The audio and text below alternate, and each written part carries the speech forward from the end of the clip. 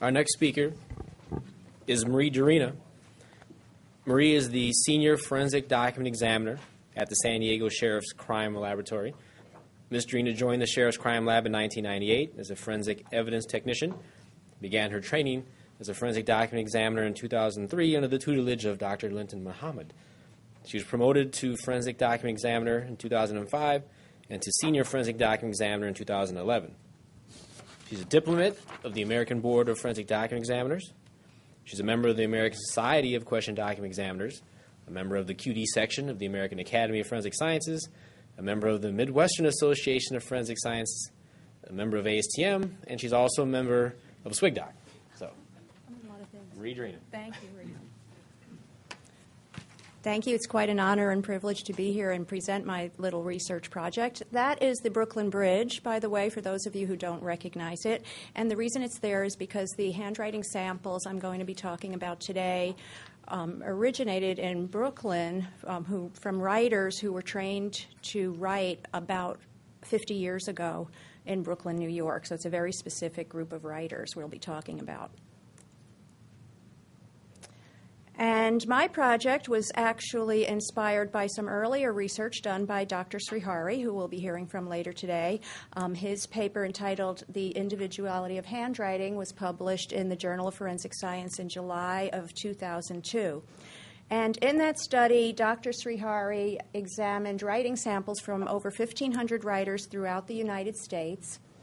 And he obtained 3 samples of a 156-word document. 3 were obtained from each writer. And he used computer software known as Cedar Fox to analyze and compare the writing by extracting certain features from those writings.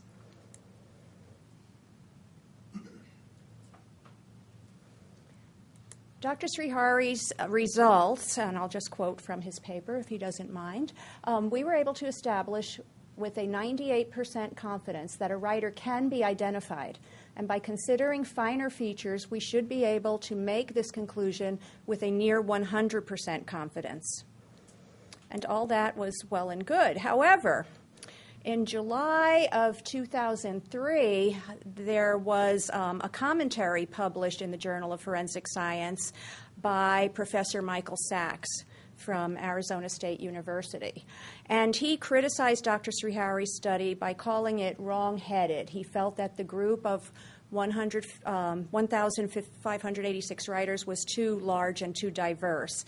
He also felt that the size of the document of 156 words was too large of a document and artificially maximized the ability to distinguish writers. So, in other words, the source document should have been shorter. And he also criticized it finally by saying the use of the Cedar Fox software did not really tell us how well or poorly human examiners would perform. So, as Dr. Kam mentioned earlier, it's always something that's wrong with the studies that we try to do, right?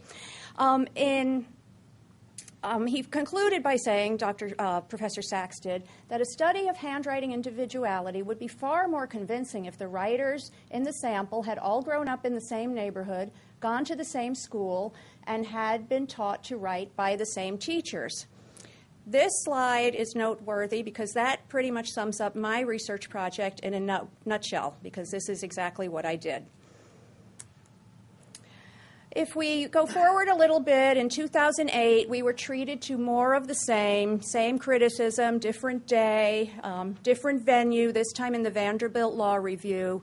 Again, Michael Sachs again criticizes the identification in forensic sciences in general, and again trots out his criticisms of Dr. Srihari's individuality of handwriting study.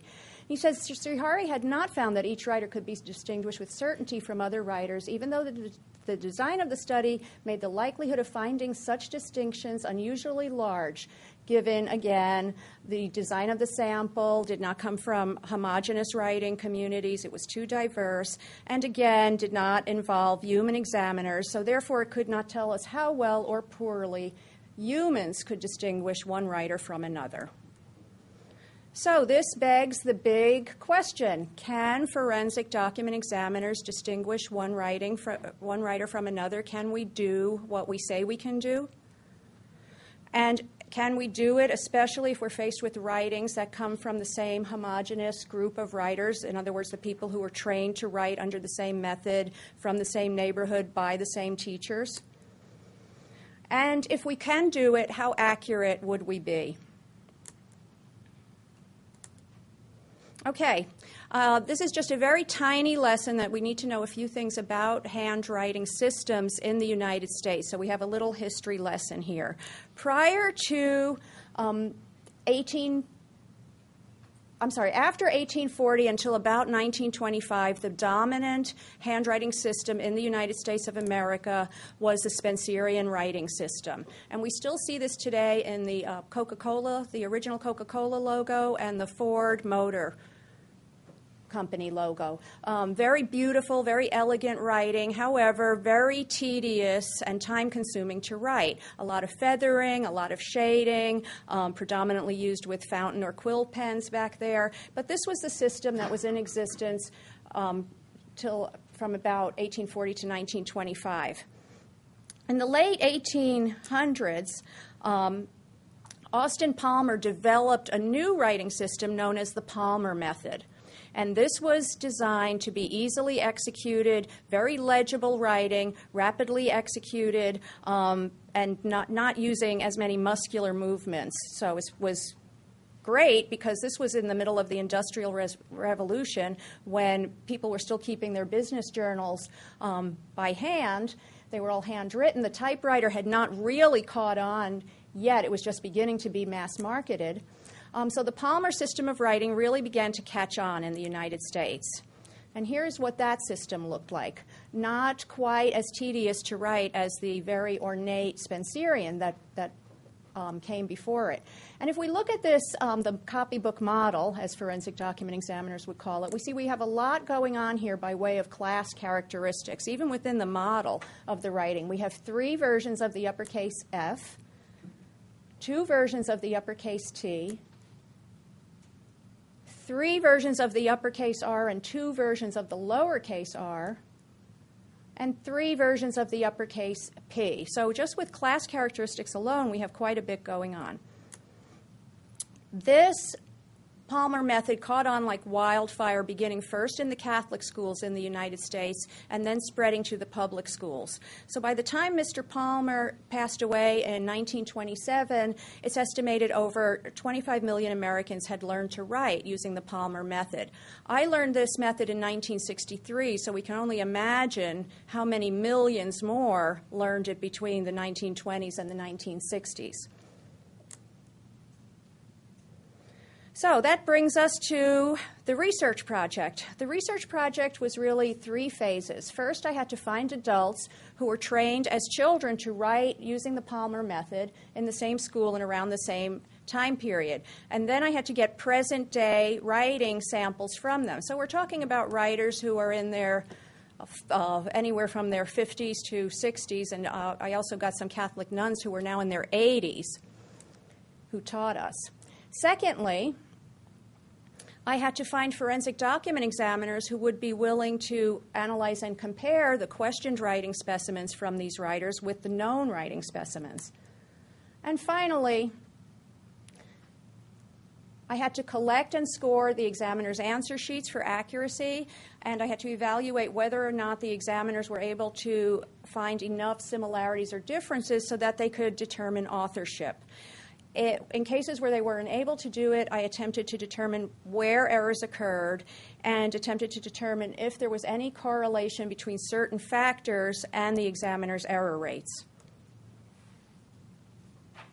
So, the questions I sought to answer was, is there a high degree of inter-writer variation among writers, even in populations where the driving forces for variation are low? In other words, people who were all trained by the same teachers around the same time using the same method.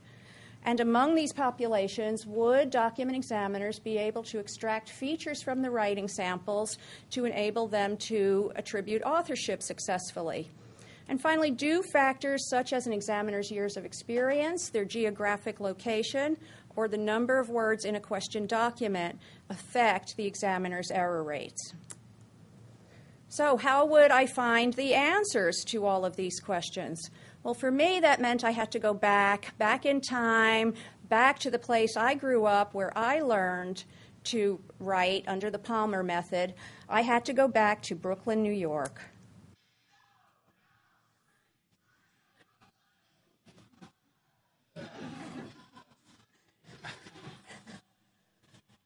Okay, Brooklyn, New York, where I spent my childhood and part of my early adulthood. For those of you not familiar with Brooklyn, it is one of the 5 boroughs of the great city of New York, right across the river from Manhattan. And we're not only going to Brooklyn to get these writing samples, we're going to a very specific neighborhood, the conjoined neighborhood of Bay Ridge Sunset Park. And back to my Catholic elementary school, Our Lady of Perpetual Help Elementary School, built in 1903, still there today, houses grades 1 through 8. And we hear a lot about classroom overcrowding, especially in California. My 3rd grade class had 75 students. That was just one class, ruled with an iron fist by one nun. So that's kind of funny to me that we hear classes of over 15 in California are considered overcrowded. But this is where Palmer method of handwriting was strictly enforced through drills and exercises, and we dared not deviate from the copybook model. And if we did, we would get our hands wrapped with a very rough crack of the ruler. Student demographics in the 50s and 60s, when these writers learned to write, consisted mainly of families who were descendants of Irish, Italian, Norwegian, Polish, Chinese, and Puerto Rican immigrants. Most of these students were 1st or 2nd generation Americans. It was not unusual at all as a child to go into my childhood friend's home and hear any number of accents being spoken either by parents, if not certainly by grandparents. All students who attended the school were of the Roman Catholic faith, and many of them back then came from large families, having 3 to 10 siblings, some even more. Okay, a little bit about the writing samples. I contacted the former students by email and through the school's website. I wrote to the current school principal, who was able to put me in touch with some of our retired teachers who are now Sisters of St. Joseph living at the convent in Brentwood, Long Island. I contacted that convent. My own sister attended her high school reunion and had many contacts with some former elementary school students who attended around the same time we did. And my childhood friend who lives in Brooklyn, New York, is still in contact with many of the, I'll call them kids, we grew up with, who are now, of course, in their 50s. My mother was, who's currently 94, was 91 at the time of this project, and even she got involved because I was discussing with her how strictly we were taught penmanship. Penmanship was treated as a regular course, just like math or science or English. And we were speaking about this, and my mother got up and toddled over to her very important papers and pulled out a folder of 60 report cards for all of her 5 children, grades 1 through 12, and this is my 3rd grade report card that I was able to pull from the group. And I really just want to point out, we were graded in penmanship, just like any other subject. Beginning in 3rd grade, we started as either satisfactory or unsatisfactory. I was satisfactory minus, but was able to work my way up by the end of the term. And we learned cursive in 3rd grade, beginning with a pencil and graduating to a fountain pen. If you were able to get a satisfactory grade, you were allowed to write with a fountain pen. And beginning in 4th grade, we were graded A through F, just like any other subject. So they were pretty serious about teaching penmanship back in those days. So I contacted the writers, and I got 1 sample each from each of them, the 86-word London letter. And for those of you who are not familiar with the London letter, it is a sample document that forensic document examiners have been using for many years because it contains all of the letters of the alphabet, upper and lower case, as well as all of the numerals 0 through 9. So that was the known writing. The questioned writing became a separate sheet where the writers were asked to write something about the memories they had about learning to write Palmer back in the days. I received back 52 known specimens and 43 question documents. And the reason for this discrepancy is many of the writers no longer write cursive. So while they were willing to give me a very beautiful Palmer penmanship sample of the London letter, when they wrote the comments, they printed. And especially, I had 6 males in the study. It seems all the boys don't write cursive anymore, and would say things like that in their commentary. I never use cursive. This was difficult for me to remember how to write. So I had a number of people who chose to hand print, and I guess I should have been more specific and said write everything in cursive. So here's the breakdown of my respondents. I had 34 female students, former students, 6 males, 12 nuns who taught us. Total writers, 52. Left-handed, only 2. Left-handed writing was strongly discouraged back then. You just didn't do it. If they did, those nuns would try to cure you of your left-handedness. 49 right-handed. 1 ambidextrous. I had a female writer, I believe this was a nun, who said she was forced to write. She was born and did everything left-handed, but when she attended school, she was forced to write with her right hand, so now she can write with both. So the nuns learned to write between 1927 and 1941, and the students learned to write between 1955 through 1969. Some limitations.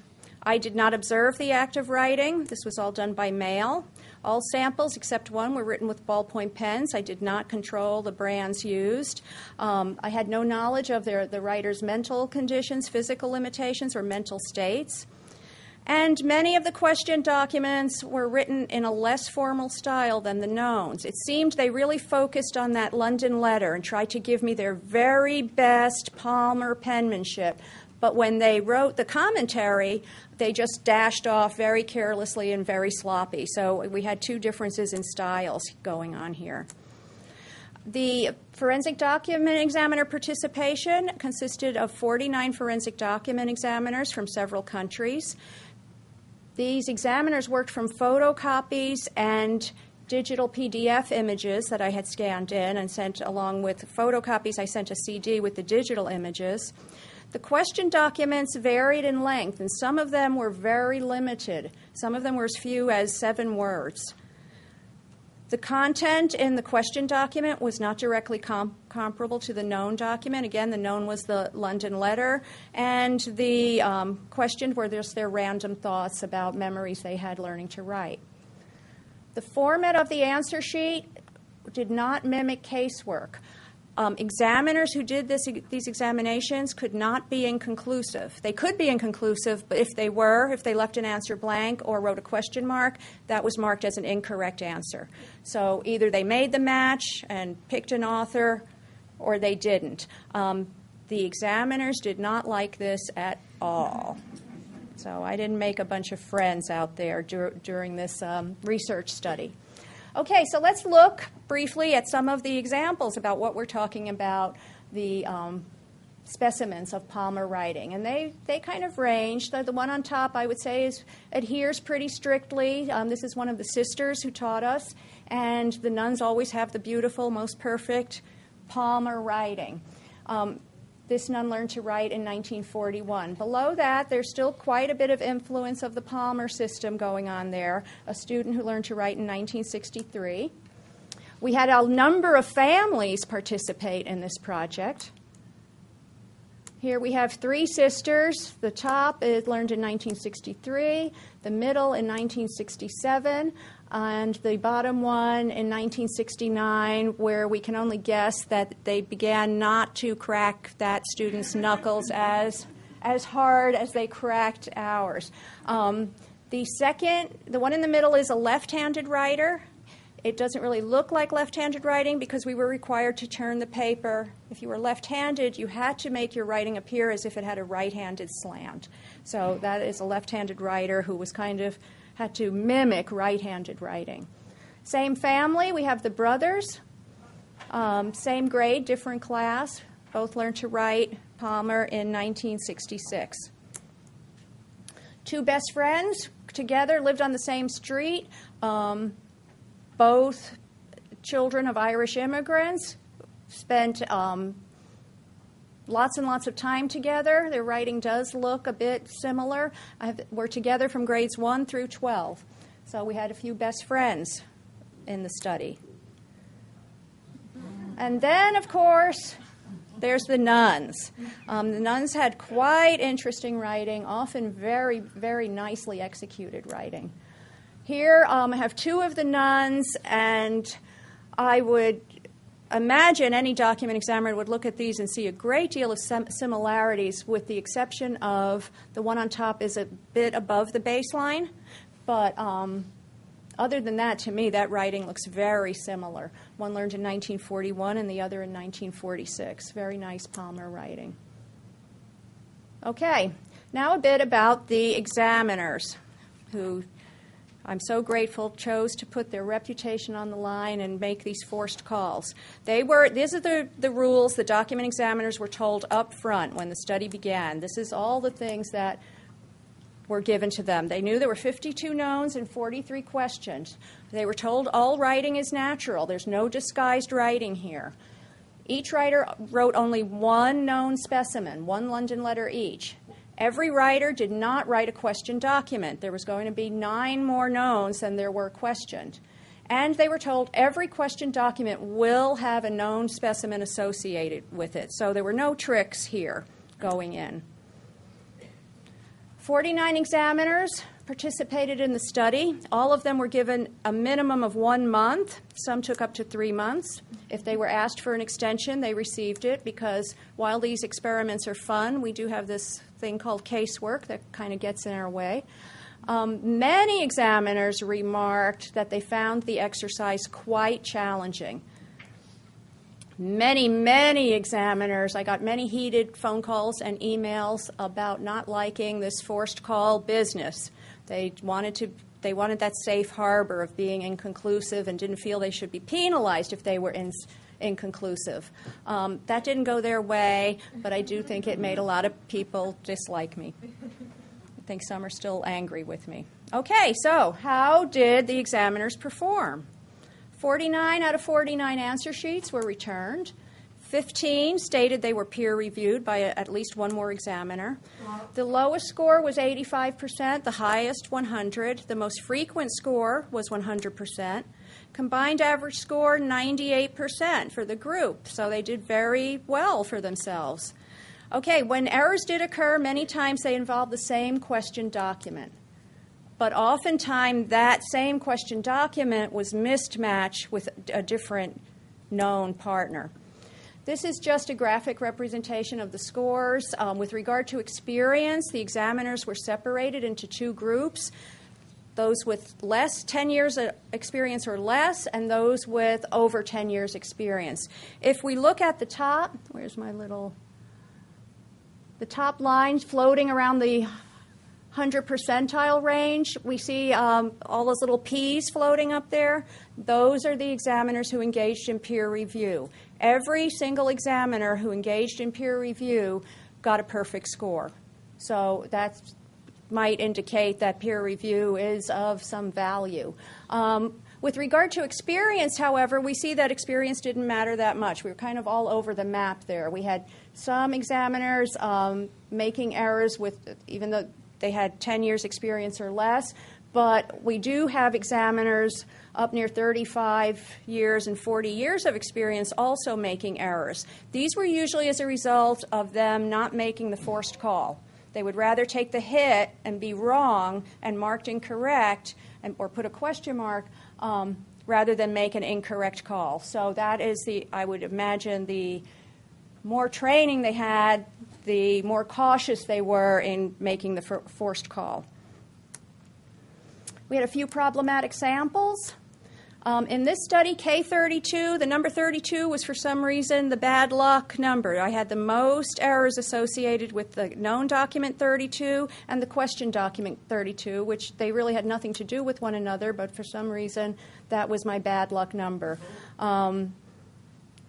K32, 11 errors and 12 for Q32. followed to a lesser degree by Q28 and K9. These were my problem children in the study for some reason.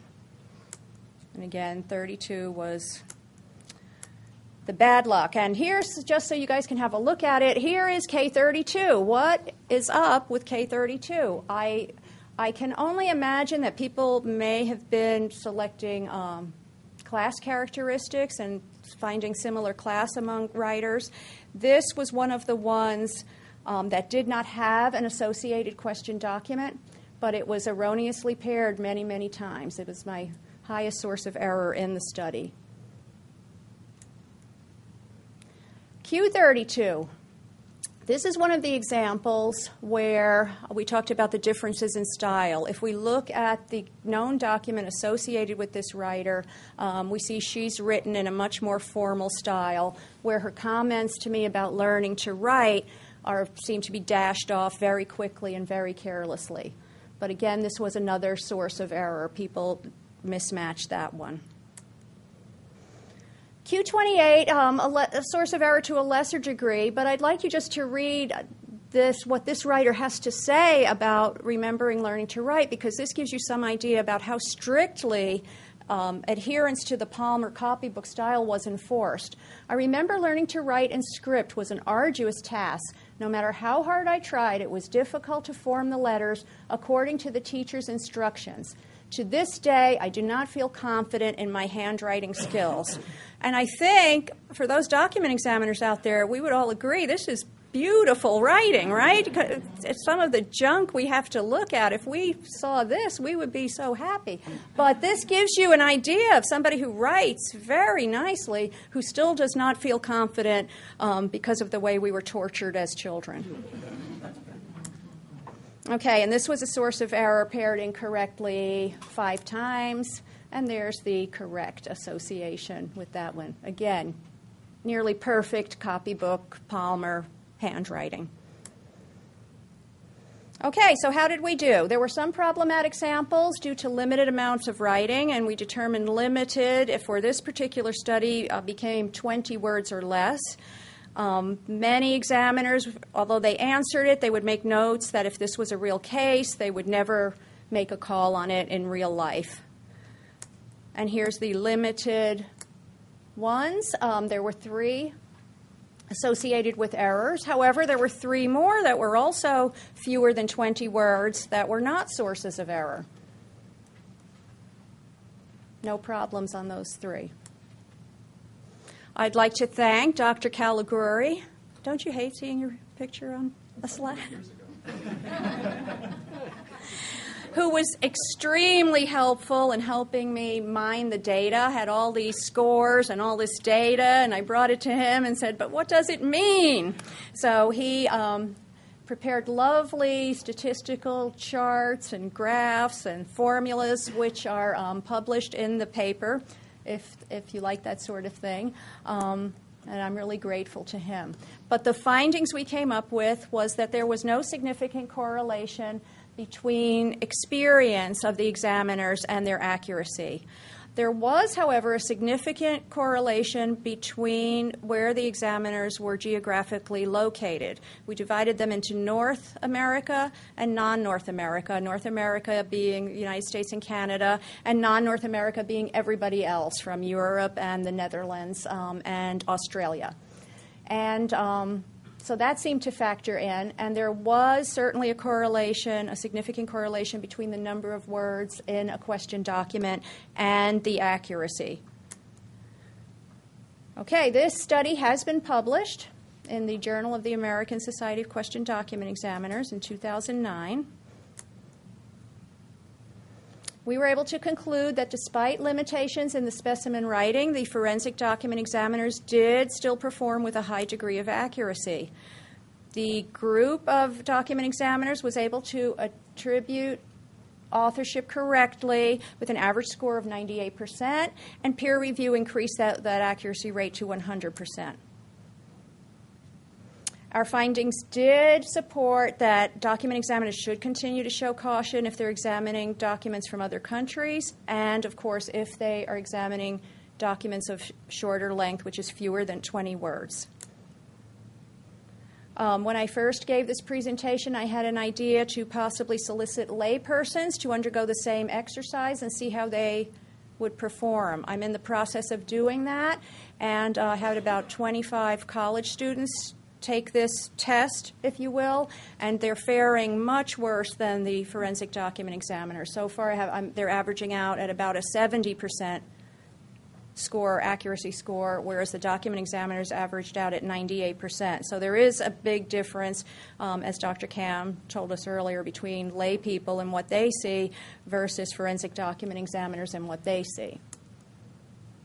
Okay, I have a lot of people to thank. Certainly the students of Our Lady of Perpetual Help. I'm deeply grateful to the 49 document examiners who participated and underwent this testing.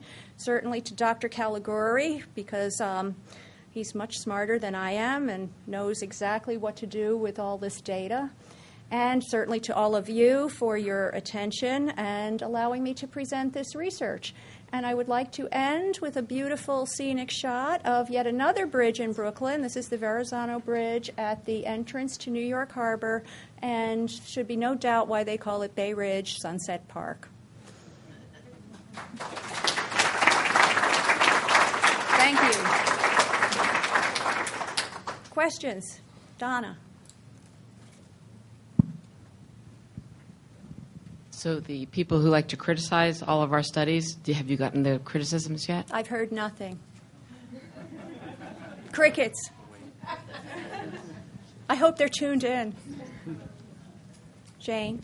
What resolution did you use to scan your documents? 600 DPI. Thanks.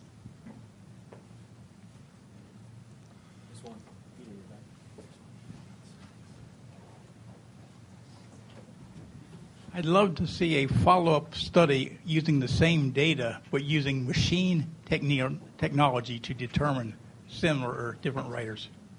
I'm hoping we could do that, Dr. Srihari. And I know Brian Lindblom, if he's here, had some success. He may talk to us about it tomorrow using write-on software. And I believe was very successful in reducing the error rate that the examiners with adding that software into the mix. Peter? Did you track whether any of the 49 examiners had learned Palmer, either as in parochial or public school? I did not. I know only anecdotally from speaking to the Netherlanders, they had not. They would call it, when I spoke with them, I met them at a conference, they would refer to it as the American writing. Yeah. I mean, I know some other examiners who did, and I was just wondering if that familiarity, that for them it was not a foreign script. Right, yeah. Good question. I didn't track things like that.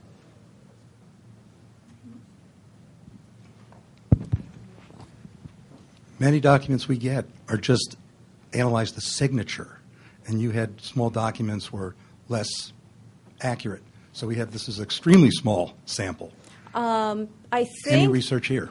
No, the lowest amount, somebody just wrote a very brief line, and I believe that was a sentence with 7 words. That was my shortest question sample. Either that or one person didn't write anything, so I had nothing from that person, but the least amount I had was 7 words. Jan?